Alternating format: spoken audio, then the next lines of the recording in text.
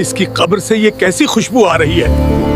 जरूर इसके पीछे कोई राज है। एक छोटे से गांव में एक औरत रहती थी। वह बहुत गरीब थी। उसके माँ बाप भी साधारण और तंगी भरी जिंदगी गुजार रहे थे। घर में न ज्यादा सामान था न दौलत, लेकिन उसके दिल में ईमान और अल्लाह की मोहब्बत की दौलत भरी हुई थी। उसकी एक खास आदत थी, जैसे ही शाबान का महीना आता वह पूरी तरह इबादत की तरफ मुड़ जाती। रोज कुरान की तिलावत करती, नफल रोजे रखती और रातों को जाग कर अल्लाह के सामने सजदे में झुक जाती। जब लोग आराम करते तब वह अपने रब से दुआ और बंदगी में मशगूल रहती। शाबान उसके लिए आम महीना नहीं था। हर साल वह इस महीने में पूरा कुरान खत्म करती। फिर रमजान आता तो उसमें भी कुरान मुकम्मल पढ़ती। हालात भले ही तंग थे, मगर उसके दिल में अजीब सा सुकून और रोशनी थी। वक्त यूं ही गुजरता रहा। कुछ अरसे बाद उस औरत का इंतकाल हो गया। खबर पूरे गांव में फैल गई। लोग उदास थे, लेकिन हैरान भी थे कि इतनी सादा और गरीब जिंदगी जीने वाली औरत को